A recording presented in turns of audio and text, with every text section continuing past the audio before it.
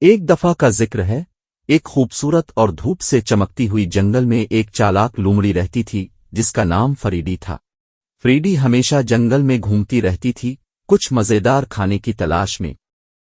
ایک گرم دوپہر کو جب وہ چل رہی تھی اور اس کا پیٹ گڑگڑا رہا تھا، فریڈی نے کچھ ایسا دیکھا جو اس کے منہ میں پانی لے آیا۔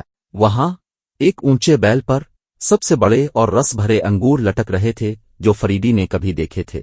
وہ موٹے اور سورج کی روشنی میں چمک رہے تھے، بالکل شاندار نظر آ رہے تھے۔ واہ، انگور میرے پسندیدہ، فریڈی نے خوشی سے چمکتی آنکھوں سے کہا۔ وہ جلدی سے بیل کی طرف بڑھی، ان مزیدار انگوروں کا ذائقہ چکھنے کے لیے بیتاب تھی۔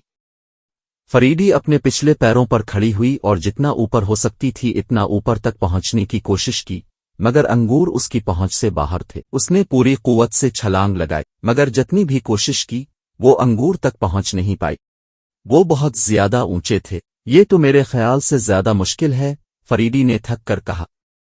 شاید اگر میں دوڑ کر آغاز کروں تو میں اتنی اونچی چھلانگ لگا سکتی ہوں کہ انہیں پکڑ لوں۔ لہذا فریڈی نے کچھ قدم پیچھے لیے، اپنی آنکھیں انگوروں پر جمائیں اور جتنا تیز ہو سکتی تھی دوڑ کر بیل کی طرف گئی۔ اس نے پوری قوت سے چھلانگ لگائی، مگر پھر بھی انگور تک نہیں پہنچ پائی۔ کئی بار کوشش کرنے کے بعد فریڈی بیل کے نیچے بیٹھ گئی، تھکی ہوئی اور مایوس۔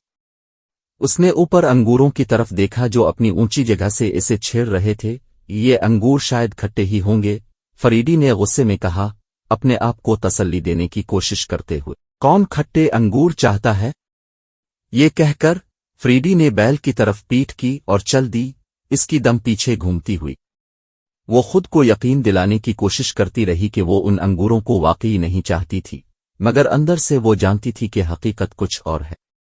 اور اس طرح فریڈی لومڑی نے اس دن ایک قیمتی سبق سیکھا۔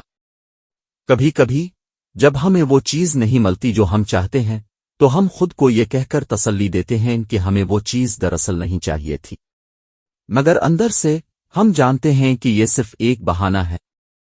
جب سورج جنگل پر غروب ہو رہا تھا، فریڈی دوڑ چلی گئی، ابھی بھی بھوکی مگر تھوڑی سی سمجھدار۔ اور یہ ہے میرے پیارے دوستو، لومڑی اور انگور کی کہانی ختم۔